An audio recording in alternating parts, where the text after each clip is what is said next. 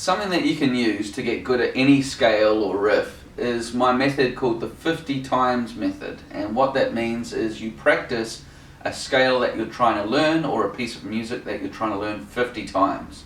And that might seem a lot, but it's really not once you get started. What you do to make it a little easier is break it up into sets of 10 rather than just trying 50 at one time. So there is a kind of method to the madness with this, and that it's not just random sets of 10. Each set of 10 has a purpose. And so let's take that pentatonic scale as an example. The first set of 10 is just playing it and getting used to it when you're learning it first. So for example, you look at the music and then you play .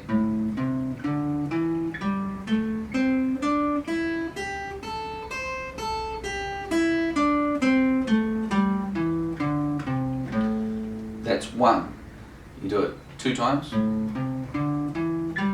3 times, 4 times, up to a set of 10. Rest your fingers if you're feeling tired, only for a minute though, and then come back to your second set of 10. The second set of 10 is to focus on technique. For this one, what you'd focus on is that you're using the correct fingers. So in other words, you wouldn't just use one finger for the scale. Or if you know that you're supposed to be using your little finger on one of the notes and you're not, just check that. So pay attention to using the correct fingers, and also the picking. Make sure you're picking, if you're picking the 5 down, then you pick the 8 up. So using alternate picking. Down, up, up. So first set is just to get used to it. Second set of 10 is to focus on your technique. The third set of 10, you try off by heart, or you try to memorize what you're doing. So if you're learning from a piece of music or a sheet of music, you turn the sheet over. And you might not get it right the first go, but that's alright. You just turn it back over, check it again, and then get rid of the music. Try it from memory again. And most times, you'll be able to memorize things a lot earlier than you think. Okay, so first set of 10, just getting it through. Second set of 10 is to check technique. Third set of 10 is to memorize. The fourth set of 10 is to try without looking at your picking hand. Okay, so you can look at where your fingers are, but try not to look at where you're picking. Or perhaps if the picking's a little more technical, you can not look at your fretting hand, but look at where you're picking.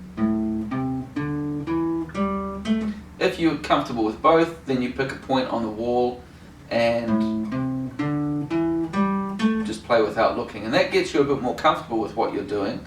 And it's especially useful if you're trying to, or if you want to eventually be a singer-songwriter or sing and play. It means that you can, sing and talk and play without really stressing out too much about having to look everywhere. It also means just for if you're learning off sheet music, you can look at the music, as you're learning, and you're not looking back and forth as much. So to recap, first set of 10, just walking through it. Second set of 10, technique. Third set of 10, memorize. Fourth set of 10, without looking. The last set of 10 is you try a perfect set of 10, so no mistakes. And if you get to say time 5 and you make a mistake, reset back to time 1. So you want to be able to do it 10 times without a mistake. That's my 50 times method.